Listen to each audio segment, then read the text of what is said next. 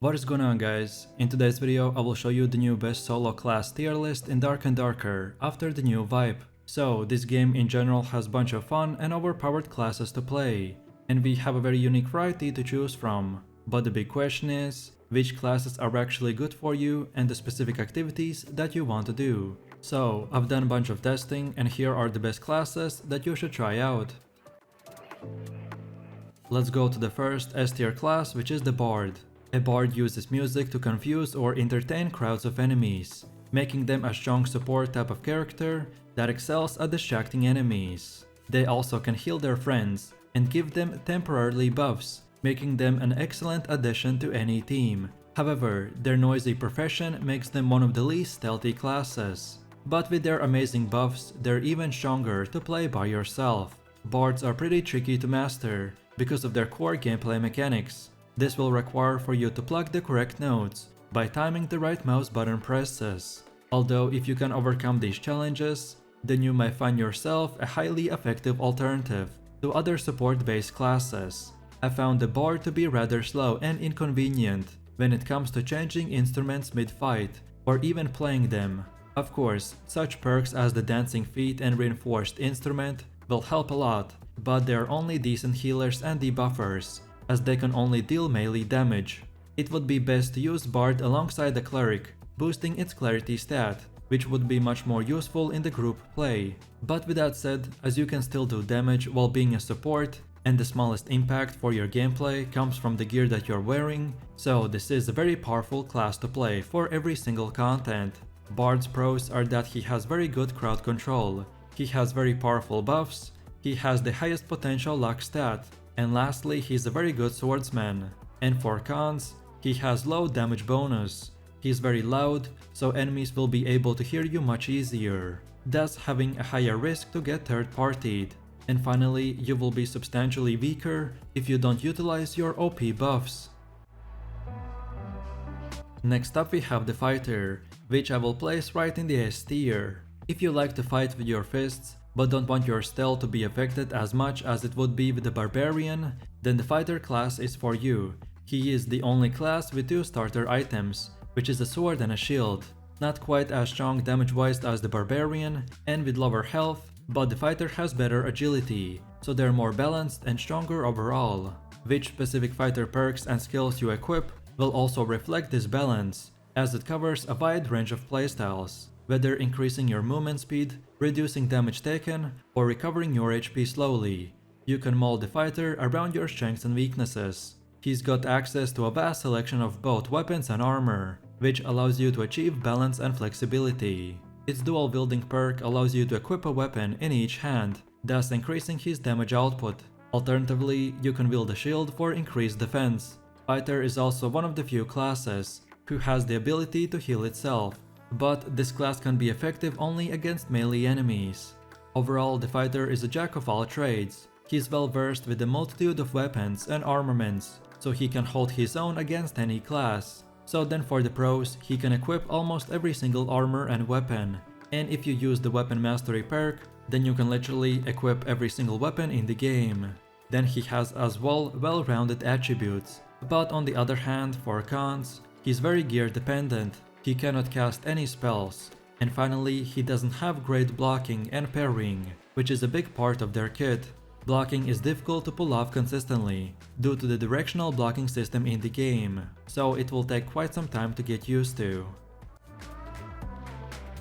Now let's move over to the A tier, and for the first class we have the Barbarian. Of all the Dark and Darker classes, the Barbarian is the toughest guy on the block. They're beefy melee experts who aren't afraid to get up close and personal. While the Barbarian is competent with many weapon types, I recommend using a battle axe as their primary weapon. Barbarians are slow, and there's no real way to improve their base speed. However, there are ways to buff the rest of the Barbarian key stats, focusing on strength, health recovery, and the impact power of your axe strikes. The Barbarian has the most strength and health of all the other classes in Dark and Darker, but that's not all he's got. The Barbarian's two best perks are the Iron Will, which protects it from the magic damage, and Smash perk, which allows him to break doors. His best skill is Warcry, which increases his own HP as well of his allies. But other than that, barbarian is a slow class with no ability to cast spells and no significant buffs. This class will only survive in a well-built team or only in a hand of a hardcore solo player. Overall, his pros are that he has the highest HP in the game, then as well he gets extra damage bonus when wielding a two-handed weapon. He is also good against magic with the innate magic resistance and fast magical interaction speed. And lastly, he has strong buffs and debuff skills. But then for cons, he has very slow base movement, slow attack and interaction speed, and finally, he is the least ranged friendly class in the game.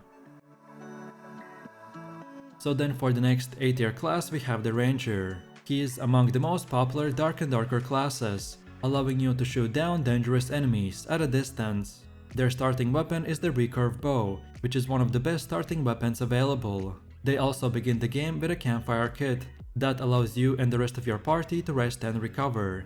That is, if you can find a secluded enough place to do it safely. Generally, the Ranger's perks and skills rely on using the ranged weapons and attacks. For example, you can fire 5 arrows simultaneously in a spread pattern with the multi-shot skill, or perhaps speed up your next projectile when attacking with a long-ranged weapon. If your party has a cleric, then the Ranger is a fantastic companion class that can spot danger from afar and replenish their allies' healing spells. This class is amazing for solo and group content, as ranged damage allows you to deal with enemies at a distance, and thus protecting you from receiving damage, of course unless you get overwhelmed. This is where Ranger becomes very valuable, especially since he can shoot through holes in doors. The Ranger's best perk is tracking, which allows you to detect enemies' footsteps, and its best skill is the multi-shot, which allows you to shoot 5 targets at once. Rangers can also heal themselves by foraging food or by setting up a campfire. Overall for pros, we have that he is relatively quick with the bow. As I've mentioned, he can track enemy footsteps and set up traps. He also has the ability to quickly start campfire, and if you use the field duration skill, then you will receive high burst healing. But then for cons, he has very few of them, which is that he cannot equip most melee weapons, and he has very low damage if you do choose to wield that melee weapon. And finally, you never want to be close to your enemies, so you will have to always constantly run and shoot. So then for one of the last A tier classes we have the Druid. Druids in Dark and Darker are more combat focused alternative to the cleric class, with the ability to shapeshift into various forms. This transformation will give you great combat potential, and the ability to cast spells to heal yourself and allies. They also offer the ability to zone enemies using the Chant, Entangling Vines and the Thorn Barrier spells. They have high mobility and also are great at running into and running from combat. Overall, Druid's weapon of choice are the Staff and Spear. And for pros, they have that, they're able to shapeshift into various animal forms. You can as well utilize nature spells for healing. They're excellent at using spacing and zoning tools, as well as having the highest mobility in the game. And finally, you have a very powerful escape perk called the Dream Walk. So when you take damage while in the human form, you gain 5 magical power for 3 seconds and become spiritual. This will allow you to pace through targets and become invulnerable, so you can't take any damage. But of course, at the same time, you won't be able to attack and use skills either. And then for cons, we have very limited equipment choices, but at the same time very dependent on that gear. And then for the last and final A tier class we have the Rogue. This is the most agile class in the game, but what they lack in health and strength, they more than make up for it in movement speed and agility. Their quick attacks can dish out some serious damage if you know what you're doing. Rogue has also limited access to ranged combat, as they will start with 3 throwable knives. Of course, a Rogue specializes in stealth, which allows for some excellent perks and skills, including the ability to steal items from enemies, or pick locks without requiring a lockpick. They're perhaps a bit harder to use in combat than any other class, but being able to hide from your targets can make PvP fights a little bit more unpredictable. If you are perhaps tired of slow, clumsy characters, then the Rogue should be your #1 choice. The best perk for Rogue is the Poisoned Weapon, which allows you to detect and disarm traps. Rogue's best skill is the Hide, which basically makes him invisible. Overall, he's a great class, although you might find that damage is a bit lacking and he has no access to spells. So for pros, we have that he has very high attack and movement speed. He can quickly interact with objects, while also picking locks and detecting traps. And on top of everything, he also moves very silently, by using the creep perk. But then for cons, he has very low health. He has significantly lower damage bonus and lower magic resistance. And finally, he has very limited ranged weapons to choose from. So now let's take a look at the B tier. And the first class that deserves to be in here is the Wizard. This is a damage dealing magic user, who uses spells for attacking enemies. Although, you always have the option for blunt force, to smash your enemies with your magical staff. However, a wizard's magic is their most potent offense, meaning that one of your skill slots must include the spell memory skill, to set more spells at once. While there are certain perks and skills you should always equip, you have at least one perk slot available to choose from, that is up to a personal preference. If you specialize in fire magic, then there's a perk to help with fire lasting longer. If you want to use arcane magic specifically, then there's a perk to buff the damage as well. Whichever one you choose, you will be a force to be reckoned with, although a wizard's defense is as fragile as a tissue paper. Casting spells is a great alternative to dealing ranged physical damage, although there are few drawbacks to this class in comparison to a ranger or a cleric. The wizard's best skill is the meditation, which allows him to immediately restore his spells. This is the only class in the game with this kind of ability. Although wizard can be very effective against enemies with heavy armor, its own strength and health are very low, so it can be very hard to survive without the cleric in your party. Overall pros are that you can cast very powerful spells. You also will get access to meditate, to refresh your spells. And lastly, you can wield magical weapons. But then for cons, you have very slow interaction speed. In general, you will deal very low physical damage, and you have very low max HP. Next up we have the Warlock, which also gets to be placed in the B tier. This class is a magic user, who channels his power through sacrifice, summoning hellfire, and weakening their enemies. While nowhere near as explosive in damage as the Wizard, they are a lot more durable. Unlike wizards, a warlock can use swords and other single-target melee weapons with ease. He is the only other offensive magic user outside of the wizard. His ability to temporarily escape reality to get some distance is vital to their survival. The warlock has a very strong hellfire spell, which functions as a powerful AoE attack, but it's really only effective mostly in PvE. The rest of his spells and perks are underwhelming, although surprisingly enough, he has a healing perk called Torture Mastery, which functions similarly to a lifesteal, but in this case it's based on a damage from the Curse of Pain. Overall, this class is very good because people can do cave trolls at level 1, and if you headshot someone with a staff and blow of corruption skill, then you're still gonna do really nice damage.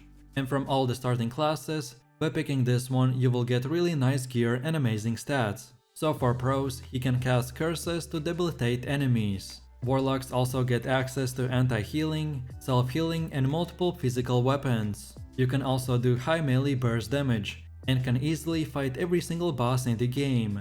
And then for cons, you will have to use health when casting spells. But if you consume too much health, then you can die, so be careful. And finally, warlocks are very susceptible to ranged enemies. And then for the last and final class we have the Cleric, which we will place right in the C tier. Cleric is the main healing class, requiring those who take on the role to monitor how their teammates are doing, and if they need medical assistance. The Cleric also wears many other hats, as they can heal and revive teammates, and can also deal tons of damage to the undead enemies with the right perks. So by playing the support role, you still get to use your main utility, you can deal significant damage, and lastly your gear is least impactful. You will need to equip a spell memory skill in one of your slots to cast your healing, reviving or buffing incantations. But this is just a small sacrifice to get the very best out of the Cleric. Initially, you can use up to 5 spells, but you can add 5 more by equipping the spell memory. However, better magic has a higher equip cost, so you should consider which ones are essential for your party's needs. The ability to revive or heal yourself and others plays a significant role in Dark and Darker group play, and that's why Cleric can be considered to be a very important class, although not very efficient in solo play. If you like to have a wide choice of armor and shields, then the Cleric's got you covered. Its best perk is the Undead Slaying, which boosts all of your damage against the undead by 20%, and his best skill is the Undead Purification, which functions like an AoE against the undead. So overall for pros, we can cast healing and protective spells. You're able to equip plate armor and blunt weapons, as well as having the ability to resurrect an ally without consuming an altar sacrifice. But then for cons, he has very slow attack, interaction and movement speed. We get low damage bonus, and he gets very limited ranged options to choose from. And that's about it. So for more Dark and Darker videos, check out my channel, and if you enjoyed this one, then click like, subscribe and comment, and I'll see you in the next one, so take it easy, peace.